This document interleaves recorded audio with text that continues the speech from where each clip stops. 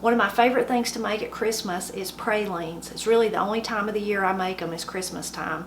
My husband's family, the Presleys, when we go to eat there for Christmas, they say it wouldn't be the same if I didn't have my pralines. They look forward to them all year long until we get there, you know. How I started making them was when my girls, I have twins, if you don't know, Corey and Katie, Chitter and Chatter on the Blind Pig and the Acorn, when they were small, when they got to be toddlers and I would need to go to the grocery store, it was hard to take both of them.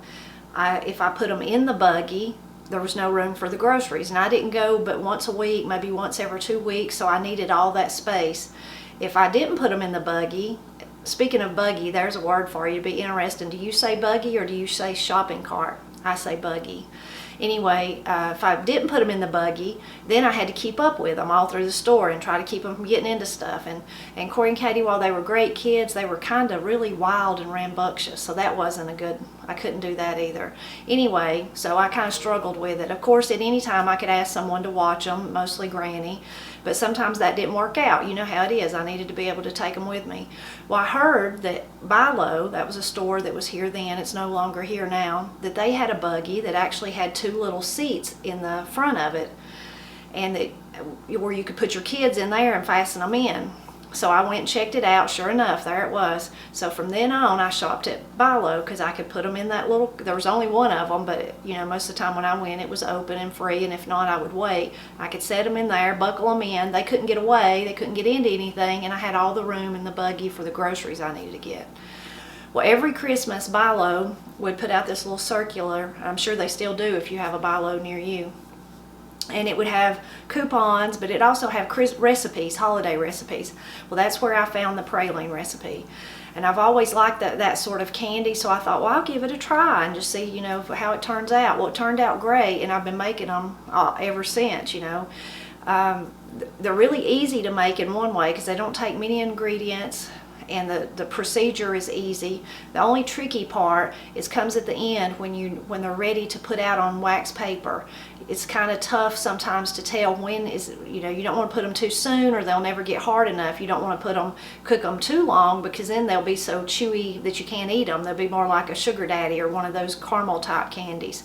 So that's kind of tricky, but the way you know is as you stir, it begins to lose its gloss, and if you really pay attention, you can see when the glossiness begins to go away, and you'll know that's time to put them out on the table, on the wax paper. As always, in the description down below, I'll put a link to the recipe on the Blind Pig and the Acorn so that you can get all the details from me there. But I'm going to show you how to make pralines now. To make the pralines, you're going to need a pot, some type of thermometer. I have a candy thermometer that I've used for, I don't know, gosh, 15 years, and something's happened to it this year, so I'm going to use my little digital one that I have on hand.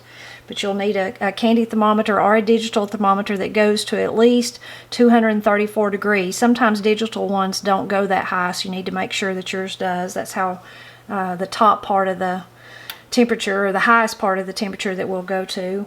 I want the last step of the pralines. You might need an oven mitt or something to put over your hand while you're stirring. If things pop up and burn you, you might need that. So we're going to start off by putting in 2 cups of sugar.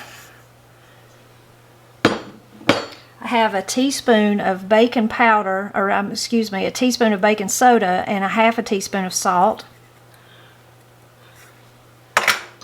And I have a cup of buttermilk.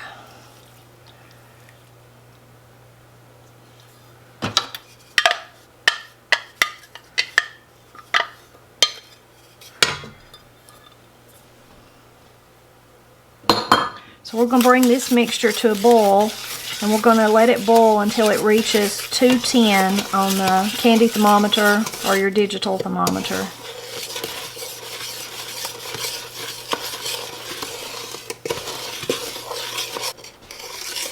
I have the eye set to medium. I guess it's about on between 6 and 7. I think the recipe actually says medium high, but my stove cooks hotter sometimes, I think, than it should, so I feel comfortable with it here.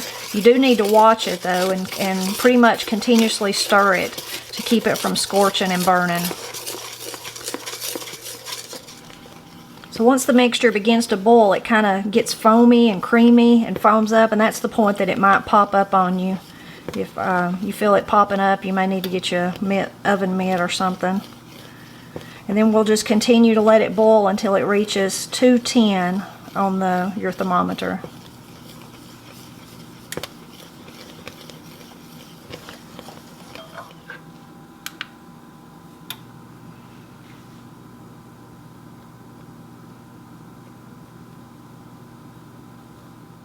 Okay, we've come to temperature. Now we're going to put in our butter and our pecans.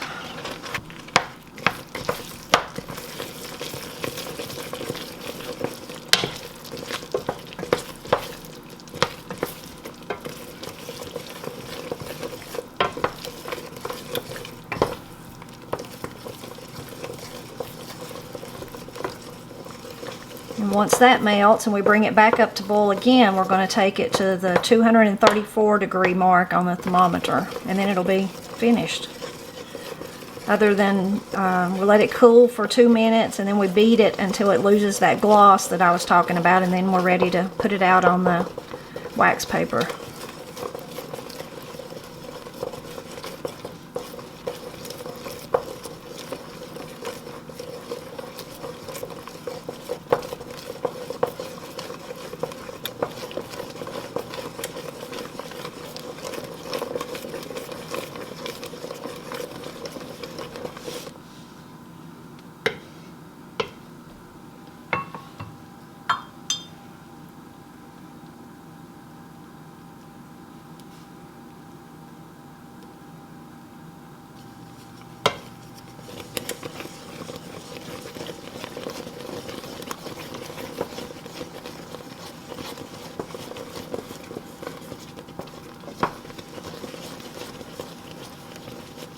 Okay, it looks like we're at 234, so I can take that out, turn the heat off.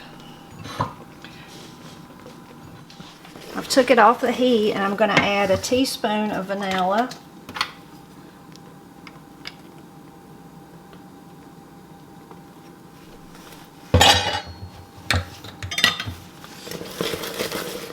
Stir that in good.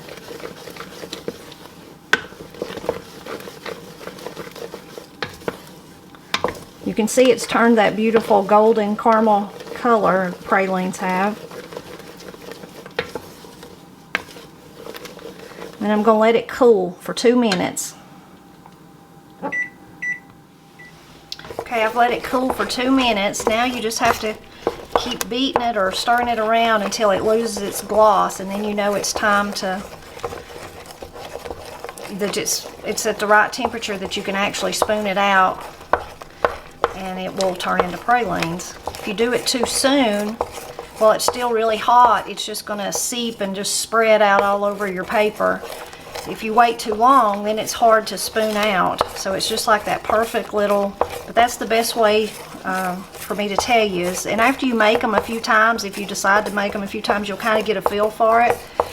But if you just notice the glossiness of it, like right now it's just like so glossy, it's like somebody's, you know, poured polyurethane on it or something, and that'll begin to go away, and then right when it does is your clue to start spooning it out pretty quickly. If it does get hard on you, you can set it back on a low stove eye, or you could put it in a bowl of water, kind of like a double boiler, like in a bowl full of hot water, and that'll help loosen it up for you to spoon the rest of it out.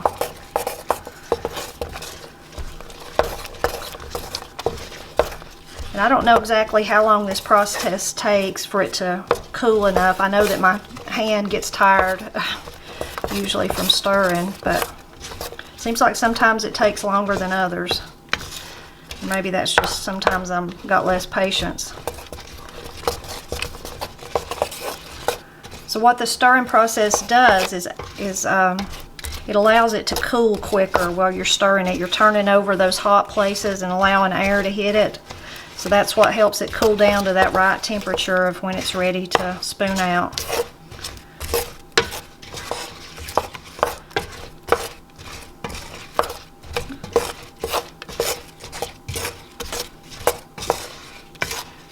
I don't know how well it shows up on the camera, but we're already beginning to, our gloss is disappearing, so we're just about there.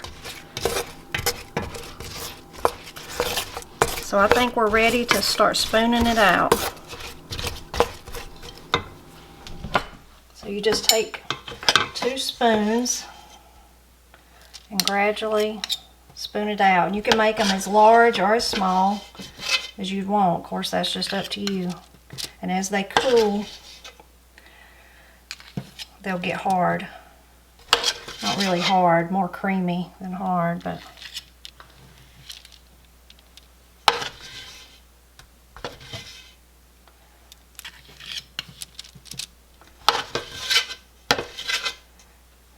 usually if I get it just right, they'll be like within an hour or something, they'll be ready to eat. There has been once or twice that I was exhausted when I was trying to fix them to take to the Presleys or somewhere, and it's late at night and I didn't know if they were going to work. I was afraid that I didn't let it cool enough and that they weren't going to get hard, and I left them overnight. And most of the time I was overnight, then they were fine the next morning.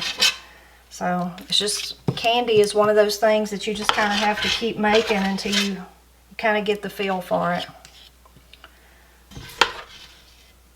I hope you enjoyed seeing how I make pralines. They've become part of my Christmas tradition. I make them every year, and people look forward to them. People in my family and the Presley family, and they're always anxious to eat them, and I'm anxious to eat them myself. It's really the only time of the year I make them is at Christmas.